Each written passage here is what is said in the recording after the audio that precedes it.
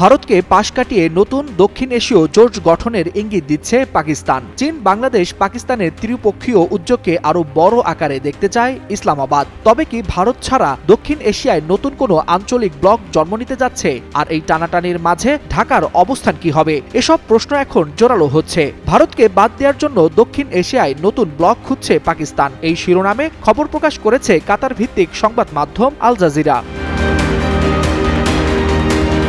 পাকিস্তানের উপপ্রধানমন্ত্রী ও পররাষ্ট্রমন্ত্রী ইসাকদারের বরাতে সংবাদ মাধ্যমটি বলছে, চীন ও বাংলাদেশের সঙ্গে পাকিস্তানের ত্রিপক্ষীয় সহযোগিতা শুরু, যেখানে আরো কয়েকটি দেশ যুক্ত হতে পারে। পাক পররাষ্ট্রমন্ত্রীর ভাষায়, তারা সহযোগিতা চায় কিন্তু বিরোধ নয়। বিশ্লেষকরা বলছেন, দক্ষিণ এশীয় আঞ্চলিক সহযোগিতা সংস্থা সার্ক কার্যত অচল হয়ে যাওয়ায় ইসলামাবাদ বিকল্প পথ খুঁজছে, আর সেই পথটাই ভারতের বাইরে আঞ্চলিক ব্লক গঠনের পরিকল্পনা নিয়ে এগুচ্ছে। ভারতের সঙ্গে বাংলাদেশের সম্পর্ক এখন সংবেদনশীল জায়গায়। ক্ষমতাচ্যুত পলাতক শেখ হাসিনার ভারতে অবস্থান এবং তাকে দেশে ফেরত না পাঠানো, ফলে এ নিয়ে দুই দেশের মুখোমুখি অবস্থান তৈরি হয়েছে। এমন পরিস্থিতিতে পাকিস্তান ও চীন উভয়ই ঢাকার উপর নজর রাখছে। ইসলামাবাদ মনে করছে, ভারতের সঙ্গে টানাপোড়েন বাড়ায় ঢাকা হয়তো নতুন আঞ্চলিক কৌশলে আগ্রহী হতে পারে।